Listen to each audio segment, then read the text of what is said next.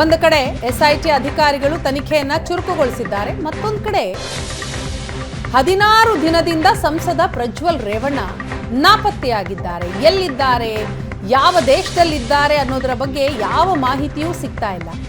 ಹಾಗಾದ್ರೆ ಭಾರತಕ್ಕೆ ಬರಲ್ವಾ ಪ್ರಜ್ವಲ್ ರೇವಣ್ಣ?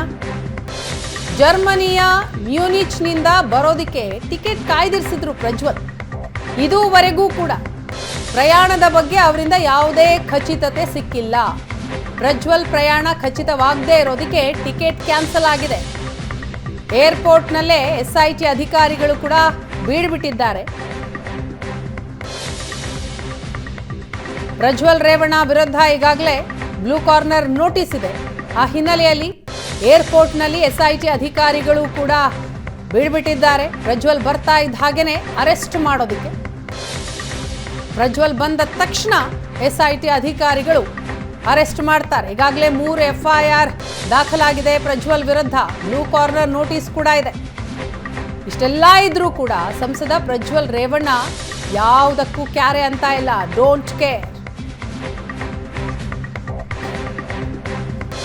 ಹಾಗಾದ್ರೆ ಪ್ರಜ್ವಲ್ ರೇವಣ್ಣ ಎಲ್ಲಿದ್ದಾರೆ ಅನ್ನೋದರ ಬಗ್ಗೆ ಮಾಹಿತಿಗಳೇ ಸಿಗ್ತಾ ಇಲ್ಲ.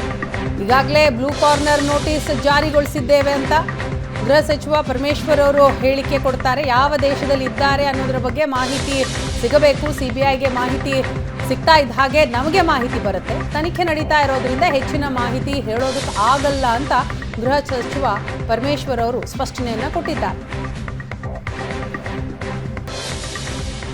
ಬ್ಲೂ ಕಾರ್ನರ್ ನೋಟಿಸ್ ಏನು ಇಶ್ಯೂ ಮಾಡಿದ್ದೀವಿ, ಇಂಟರ್ನ್ಯಾಷನಲ್ ಪೊಲೀಸ್ ಇಂಟರ್ಪೋಲ್ನವರು ಅವರಿಗೆ ಅವರು ಇನ್ಫಾರ್ಮೇಷನ್ ಕೊಡ್ತಾರೆ.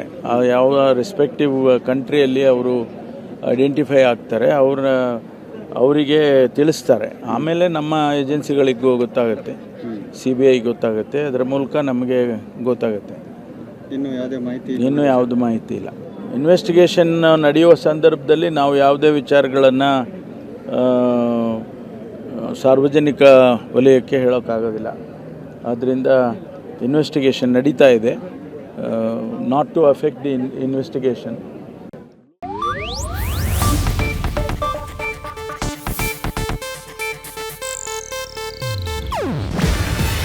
ಇದು ಏಷ್ಯಾನೆಟ್ ನ್ಯೂಸ್ ನೆಟ್ವರ್ಕ್ ಪ್ರಸ್ತುತಿ. ನೀವು ನೋಡ್ತಿದ್ದೀರಾ ಏಷ್ಯಾನೆಟ್ ಸುವರ್ಣ ನ್ಯೂಸ್.